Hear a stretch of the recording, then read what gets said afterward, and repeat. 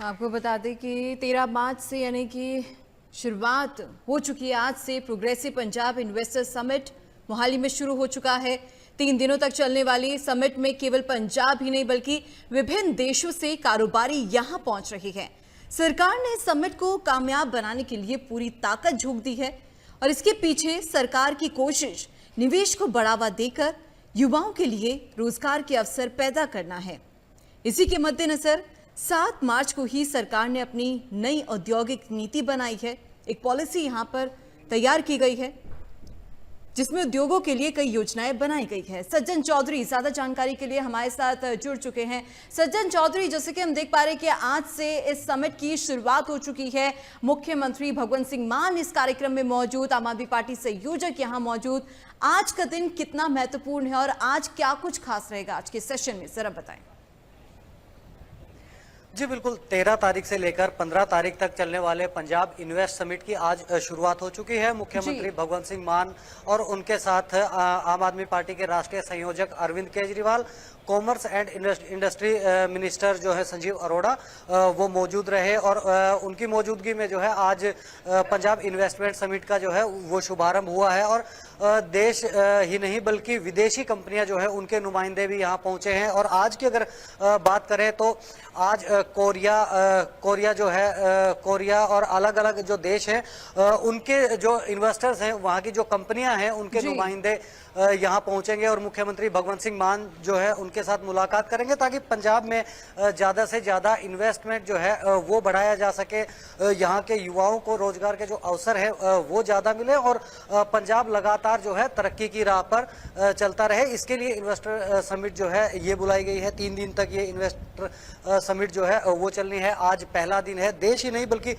विदेशों जो बड़ी कंपनियां हैं उनके नुमाइंदे भी यहाँ पहुंचेंगे। अभी हाल ही में 2 दिन पहले ही लगातार जो है industry and commerce minister Sanjeev Arora ने प्रेस कॉन्फ्रेंस कर जानकारियां भी दी कि जो देश की कई जानी मानी कंपनियां हैं जैसे कि क्रिमिका है या फिर हेल्थ सेक्टर में लुवासा है, तो वो भी अब पंजाब में और ज्यादा इन्वेस्ट करने जा रही है। इसी के साथ साथ 3 दिन चलने वाले इस समिट में विदेशी जो बड़ी मल्टीनेशनल कंपनियां हैं उनके नुमाइंदे यहाँ पहुंचेंगे और पंजाब में जो नई इंडस्ट्रियल पॉलिसी जो बनाई गई है उसके बारे में उनको अवगत करवाया जाएगा और बताया जाएगा कि किस तरह से जो इंडस्ट्री है वो फल फूल सकती हैं पंजाब में। किस तरह से सरकार जो है अनुमति प्रदान करने के लिए एक पोर्टल बनाया गया है, सिंगल विंडो पोर्टल है तमाम अनुमतियों के लिए, 45 दिन का समय रखा गया है और किस तरह से वो उनको सहयोग करेगी। इस तमाम तरह की जो चर्चाएं हैं वो इन्वेस्टर और पंजाब सरकार के बीच होंगी ताकि पंजाब में ज्यादा से ज्यादा उद्योग बढ़ाया जा सके। जी सज्जन चौधरी, एक चीज और आपसे जानना चाहेंगे। देखिए, पॉलिसी तो हर राज्य में हर राज्य की सरकार बनाती है, लेकिन पंजाब सरकार की अगर बात करें तो उनकी पॉलिसी बाकी राज्यों से कितनी अलग है?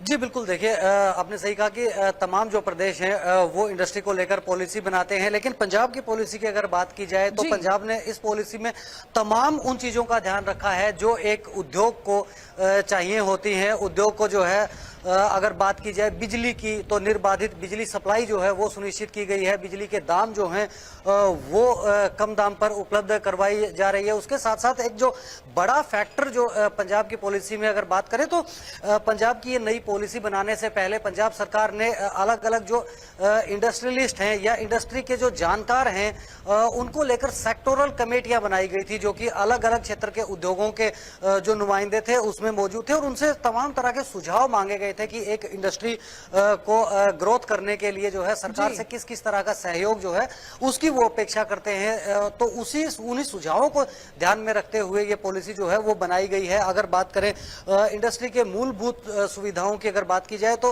एक इंडस्ट्री लगाने से पहले कोई भी इंडस्ट्रियलिस्ट हो वो 2-3 चीजों को ध्यान में रखता है कि मैन पावर उस इलाके में कैसी है, बिजली आपूर्ति जो है वो कैसी है और अगर कच्चे माल की बात करें तो कच्चा माल आयात करने के लिए ट्रांसपोर्ट की फैसिलिटी कैसी है और जब माल तैयार हो जाता है तो उसको बाजार तक जाने के लिए जो ट्रांसपोर्टेशन है उसकी सुविधा किस तरह की है। तो इन तमाम जो चीजों को ध्यान में रखकर यह पॉलिसी बनाई गई है और उसी के आधार पर पंजाब सरकार जो है वो लगातार काम कर रही है कि किसी भी इंडस्ट्रियलिस्ट को ना ही बिजली की दिक्कत आए, निर्बाधित तरीके से एक इकोनॉमिक रेट पर जो है बिजली प्रोवाइड की जाए। उनके लिए ट्रांसपोर्टेशन जो है उसकी व्यवस्था जो है दुरुस्त हो, चाहे वो रोड नेटवर्क की बात की जाए या रेलवे लाइन के माध्यम से जो माल सप्लाई है वो निर्बाधित तरीके से रहे।